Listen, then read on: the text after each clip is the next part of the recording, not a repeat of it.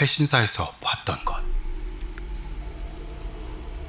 1년 전 어느 날 밤, 낡은 신사에 발을 들였던 청년이 있었습니다. 그는 대학생으로 학교가 여름방학 중이어서 부모님과 함께 아버지 본가로 귀성해 있던 겁니다. 신사는 그 마을에서 떨어진 울창한 삼림 안에 있고 오랫동안 사람들에게 잊혀졌던 곳이었죠. 청년은 모험심에서 이곳을 방문한 거지만 심야의 정적에 휩싸인 경내에 섬뜩함을 느끼기 시작합니다. 이윽고 청년의 등 뒤에서 희미한 발소리가 들려왔습니다. 돌아보니 하얀 기모노를 입은 여자 귀신이 서 있었어요. 그녀의 얼굴은 창백하고 눈은 슬픔에 가득 차 있었습니다. 귀신은 청년을 향해 손을 뻗어서는 뭔가를 속삭였습니다. 하지만 그 소리는 바람소리에 묻혀 알아들을 수가 없었습니다. 귀신의 손이 청년의 어깨에 닿은 순간 그의 앞은 깜깜해졌고 정신을 잃었습니다.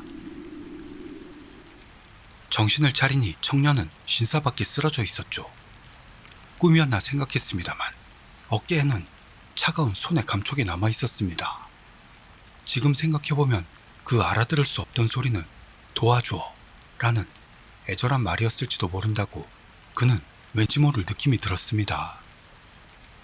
그걸 포함해 지난밤 겪었던 사건을 할아버지에게 이야기해봅니다.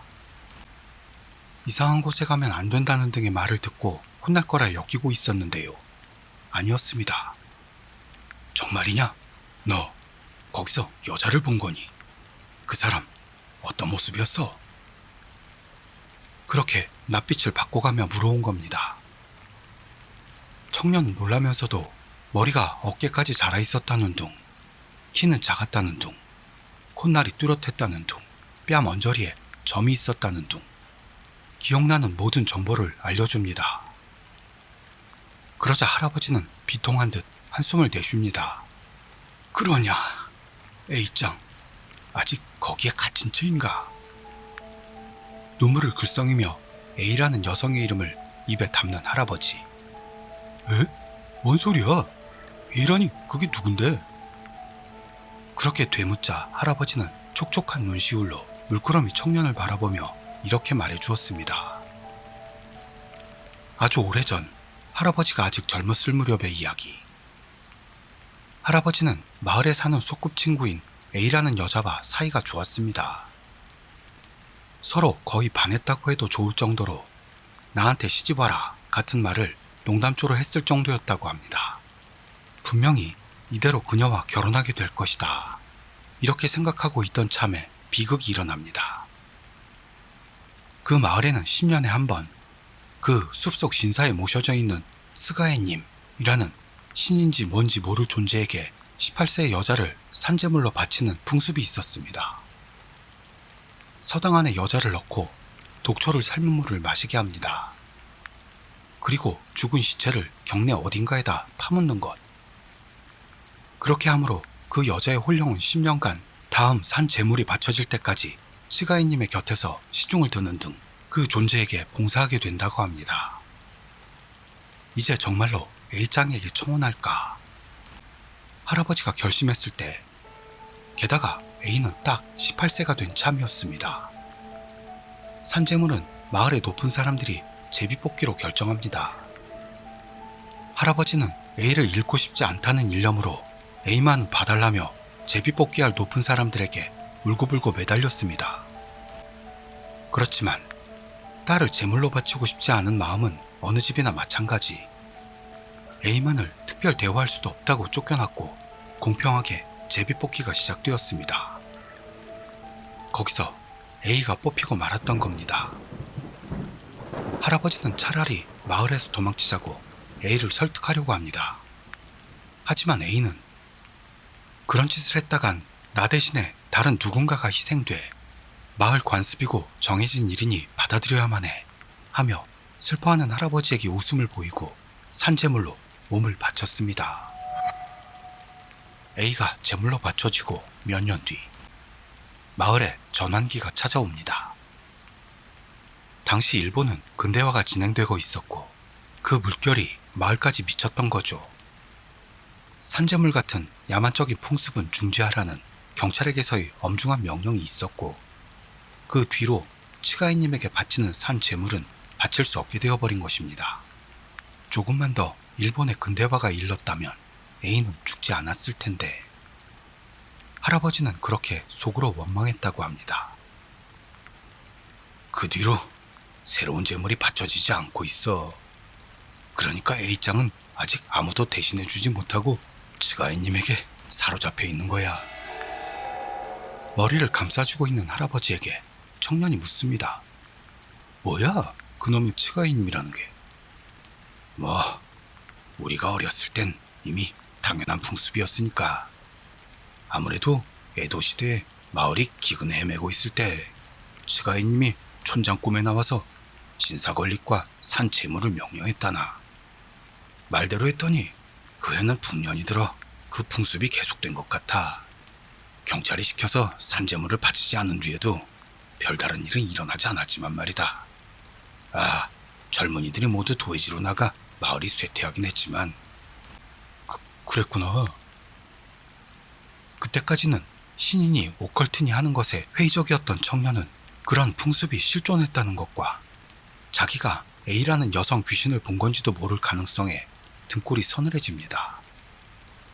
만약 할아버지의 추측이 정말이라면 그 귀신이 도움을 청하고 있던 건 아닐까. 자기가 느꼈던 일과도 맞아떨어집니다. 어떻게든 성불해주면 좋겠구나. 가였구나, A짱. 그 자리에서 무릎부터 무너지면서 합장하며 눈물을 흘리는 할아버지. 청년은 부드럽게 그 어깨에 손을 얹었습니다. 이게 청년이 내게 해주었던 이야기입니다. 기분 나쁜 미소를 떠올리는 그 청년과 나 사이로 무기질적인 아크릴판이 막혀 있습니다. 이 청년은 살인과 사체 유기죄로 체포되어 있죠. 죽임당한 사람은 18세 여고생. 사체를 유기한 곳은 그가 말한 해신사 경내였어요. 오컬트 잡지 편집자인 저는 이 사건에 흥미를 느끼고 밑져야 본전으로 옥중에 그에게 취재 신청을 해봤습니다. 그러자 면회 가능하다는 회답이 돌아왔던 겁니다. 그렇다면 어떻게 살인을 저질렀던 겁니까? 내가 물었더니 청년은 순간 멍한 얼굴을 하고서는 다시 기분 나쁜 미소를 돌려줍니다. 왜냐하면 불쌍하잖아요, A씨라는 사람.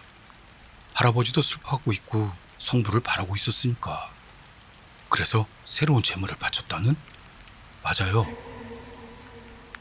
식은땀으로 등짝이 흥건한 저와는 대조적으로 청년은 시큰둥한 얼굴로 고개를 끄덕입니다.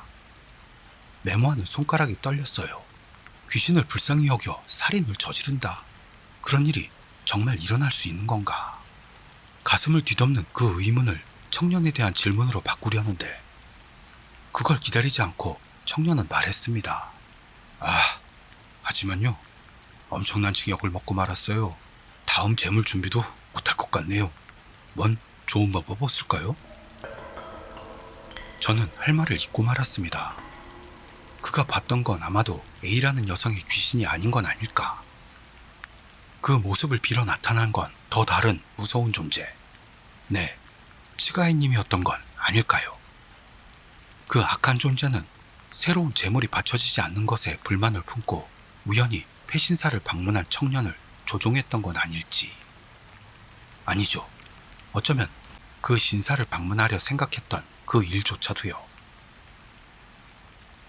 저는 청년에게서 들은 이야기를 기사화하는 건 그만두려고 합니다. 만약 기사가 공개된다면 읽은 누군가가 오직 재미만을 위해 그 폐신사를 방문할지도 모릅니다. 그리고 그 인간이 다시 새로운 산재물의 조달책이 되어버릴지도 모르기 때문이죠. 탁발승. 이야기는 지금으로부터 벌써 10년도 더 전, 제가 대학생이었을 무렵으로 거슬러 올라갑니다. 당시 외 조부모는 아직 건재하신 상태라 1년에 2번 장기 휴가 시기에 귀성하는 게 우리 가족의 습관이었습니다. 그해 여름도 우리 가족은 관동에서 멀리 떨어진 Y현에 있는 두 번의 집으로 귀성했던 겁니다. 아빠와 누나는 급한 일이 생겨 휴가를 못 얻어 저와 엄마 둘만 방문했죠. 당시 할아버지는 이미 80대 후반, 할머니도 85세 전후였는데요. 두 분 모두 심신이 극히 건강하셔 할아버지는 매일 아침 산책과 정원 손질, 할머니는 바느질에 정성을 쏟고 있었습니다. 엄마가 오랜만인 부모 자식 간의 대화를 즐기는 동안 저는 딱히 할 일도 없어 핸드폰으로 게임하며 시간을 때웠던 걸 기억합니다. 그렇게 체류 중이던 어느 날 오후, 저녁 무렵일이었습니다. 우리는 모두 집안에 있었는데요. 드르르르륵. 현관 미닫이 문이 열리는 소리가 났습니다. 논밭에 둘러싸인 외딴 시골이기 때문에 하루 종일 현관문을 잠그지 않는 일이 대부분입니다. 그래서 이웃이 용모가 있어 찾아올 때 같은 경우엔 문을 그대로 열기도 하니 그 자체는 딱히 수상할 일도 아니었습니다. 하지만 보통은 땡땡씨 채소 좀 가져왔어 하는 등요. 어떤 목소리가 문소리 뒤로 이어져 올 텐데 문이 열리기만 했을 뿐 아무 소리도 나지 않습니다. 우리는 서로 얼굴을 마주보며 뭐지? 이상하게 생각하고 있었습니다만 할아버지가 곧 무슨 일인지 보러 현관을 향했습니다. 지루함을 주체하지 못했던 저도 그 뒤를 쫓아갔죠. 현관에는 한 명의 승려가 있었습니다. 검은 가사로 몸을 두르고 갓을 깊게 눌렀어 얼굴은 잘 보이지 않습니다. 손에는 작은 바구니 같은 걸 들고 있었어요. 그걸 본 할아버지가 탁발 스님이셔? 라며 안쪽에 있는 가족들에게 말한 뒤 거실로 뭔가를 가지러 돌아갔습니다. 여기서 탁발이란 머리를 깎았다는 뜻이 아니고요. 시주를 받기 위해 그릇 같은 걸 들었다는 뜻입니다. 저는 당시 그 말을 모르고 탁발? 머릿속으로 중얼댔는데요. 가끔 마을에서도 볼 수 있는 어딘가에 서서 시주 같은 걸 받고 있는 스님이겠구나 하는 상상은 할 수 있었습니다.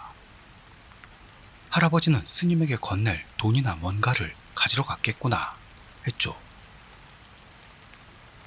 할아버지가 돌아오실 때까지 저는 현관에서 조금 떨어진 퇴마루 계단에 앉아 그 탁발승을 보고 있었습니다. 동정을 받아 시주를 받기 위한 걸지는 모르겠는데요. 가사도 갓도 엄청 낡아 있었고 게다가 신고 있는 버선 같은 건 손으로 만든 것처럼도 보입니다. 손이 많이 가는 의상이네? 생각하던 참에 할아버지가 돌아와 스님의 바구니에 얼마의 돈을 넣은 봉투를 넣었습니다.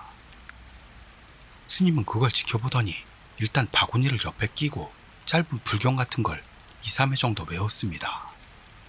그리고 다시 바구니를 손에 들더니 조용히 떠났습니다. 탁발승이 우리 집에 오시다니 귀한 일이네. 할아버지는 말하고 있었죠.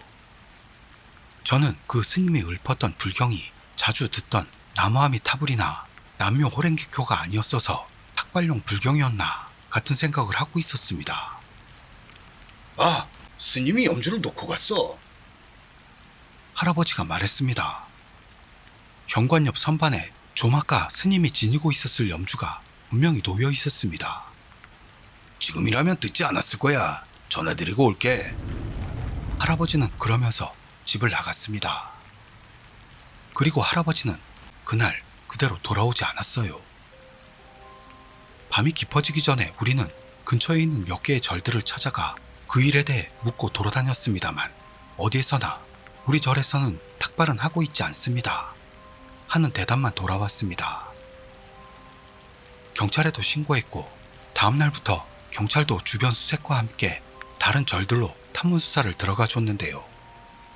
탁발을 행하는 절은 어디에도 없었고 할아버지 행방도 전혀 알 수가 없었습니다. 최악의 사태까지 상상하던 사흘째 아침, 할아버지가 발견되었습니다. 3개나 떨어진 시에 간선도로 옆 버스 정류장에서 맨발로 앉아있던 걸 경찰이 발견했던 겁니다. 대체 어떻게 그렇게 멀리까지 이동할 수 있었는지, 왜 신발은 없는지, 게다가 경찰의 말로는 굉장히 큰 충격을 받았는지 실종 중에 기억이 사라져 자세한 경위는 알 수 없다는 것이었습니다. 특히 몸에 상처가 없었기 때문에 할아버지는 곧 집으로 돌아오게 되었습니다. 하지만 그 모습은 분명 이상했습니다. 치매가 순식간에 진행된 사람처럼 최근 기억이 완전히 날아가 있었고 손주인 저도 알아보지 못하게 되었습니다. 게다가 하반신도 갑자기 약해진 것으로 보였어요. 큰일로 번지진 않아 우리는 곧 귀경길에 들어섰습니다. 그러나 그날을 기점으로 할아버지는 급 쇠약해져 갔고 몇 주 후에는 입원, 그리고 새해가 밝길 기다리지 못하고 돌아가셨습니다. 다시 Y현으로 날아간 저였습니다만 다음 귀성이 할아버지 장례식이 될 줄은 꿈에도 상상하지 못하고 그 사실을 아직 받아들이지 못한 채 멍하니 있었습니다. 외가댁에서 친척과 친구분들이 문상하는 동안 신경이 쓰였던 저는 철야와 장례식에 참석해준 승려들이 있는 근처 사원을 방문했습니다. 얼마 전 저희가 탁발 스님에 대해 묻고 다녔던 걸 기억하고 계시겠지만 그 일로 좀 신경 쓰이는 부분이 있습니다. 했더니 그 스님은 어디에서 온 스님인지 아십니까? 라고 했습니다. 아니요. 그렇지만 신경 쓰이는 건 그 스님이 돌아갈 때 외웠던 연불? 주문? 그런 겁니다. 제가 말하자 스님은 심각한 얼굴로 어떤 건지 기억하고 계십니까? 다시 물어왔습니다. 네, 그게 계속 머리에 남아있어요. 분명 남아흐 사만까지 이야기했을 때 그만두십시오. 스님이 엄청나게 진지한 얼굴로 고함을 질렀습니다. 제가 놀라 눈을 동그랗게 뜨고 있자 할아버님이 보셨던 그건 탁발승이 아닐지도 몰라요. 스님은 말했습니다. 지금 제가 입에 담았던 주문은 탁발승들이 읊는 종류의 연불이 아니고 오히려 조복기도라고 해서 악령이나 적을 쓰러뜨릴 때 사용되는 거라는 겁니다. 실제로 전국시대나 현대의 제2차 세계대전 등에서는 적을 쓰러뜨리기 위해 승려가 진심을 다해 그런 기도를 올렸다는 겁니다. 그리고 왜 그런 걸 우리에게 직접 읊었는지 영문을 모르겠다고 스님은 말합니다. 당신께서 보신 건 이 세상 것은 아닐지도 몰라요. 할아버님은 몹시 불행한 일을 당하고 만 겁니다. 혹시 다른 누군가 이 기도를 들었나요? 저에게 물어보는 스님. 그 자리에 있던 건 저뿐이었다고 했더니 이 기도는 입에 올리는 건 물론이고 심지어는 절대 기억에 남겨두지 마요. 그러지 않으면 어떤 일을 당할지 알 수가 없소. 이 일은 잊어요. 알겠죠? 스님은 정말로 심각한 얼굴로 저에게 명령했습니다. 그로부터 몇 년은 저와 제 주변에 이렇다 할 일은 하나도 없었고 이 일도 거의 잊혀져 가고 있었습니다. 그런데 얼마 전 TV에 어느 괴담 방송을 보고 있던 저는 거기서 나오는 주문이 제가 듣던 것과 너무도 비슷한 걸 깨닫고 말았던 겁니다. 황급히 채널을 돌렸습니다만 머릿속에서는 그때 스님의 그 주문이 반복되고 있었습니다. 저는 그걸 잊기 위해 독한 위스키를 들이키고 서둘러 잠자리에 들었습니다. 그렇지만 꿈에서 그 스님이 나왔어요. 그의 주변 풍경을 보니 분명 현대가 아니라 과거 전국시대 같았습니다. 눈앞에 서 있던 그 스님은 그 주문을 중얼중얼 울더니 손에 들고 있던 종을 띠링 하고 울렸습니다. 거기서 잠이 깼습니다. 식은땀으로 펑 젖어있던 중 핸드폰으로 시간을 확인하는데 밤늦게 엄마에게서 온 부재중 전화가 있다는 걸 알았습니다. 할머니가 갑자기 돌아가셨다고요. 그 이후로 그 주문에 대해서는 결코 기억나지 않도록 하고 있습니다. 나마흐 사만타 바스라당칸. 어젯밤 꿈에 다시 그 탁팔승이 나타나 분명히 그렇게 말했습니다. 대체 그 탁팔승은 이 현세에서 뭘 하려는 걸까요? 적어도 이 이야기를 지금 듣는 당신과 나누고 제 몸에 닥칠 뭔가를 가볍게 하고 싶습니다. 연휴 잘 보내셨는지요? 고생하셨습니다. 저는 다음 이야기에서 찾아뵙도록 하죠. 감사합니다.